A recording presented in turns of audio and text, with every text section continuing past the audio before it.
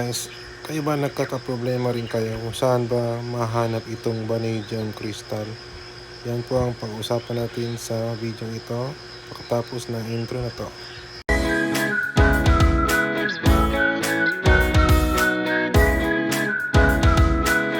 Unang-una sa lahat, bakit nga ba natin kailangan ng vanadium crystal?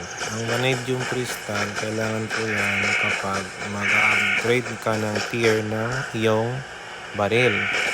So, saan nga ba nahanap yan?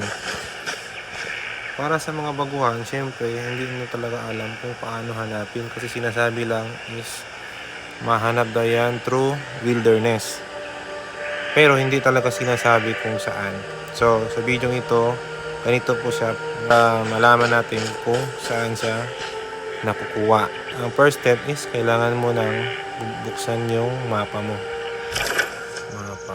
Tapos, pindutin mo lang yung mga icons dito sa mga mapa.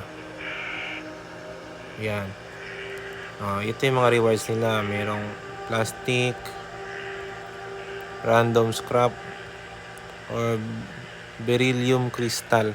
So, saan nga ba yung vanadium crystal? Dito po yan sila parte. Dito. Ito. Ayan. Vanadium crystal. Ito pa. Vanadium crystal. Ito pa. Hindi na pala to dito. So guys, ganito lang para malaman nyo kung saan ba nakukuha ang mga vanadium crystal. Guys, hanggang dito na lang tayo sa ating video. Huwag nyo kalimutan na i-like itong video. Tapos mag-comment kayo sa baba kung mayroon kayong mga tanong at pag-usapan natin. At saka huwag nyo na rin kalimutan na mag-subscribe para sa mga susunod pang mga tips and tricks. Yun lang guys, salamat sa panonood.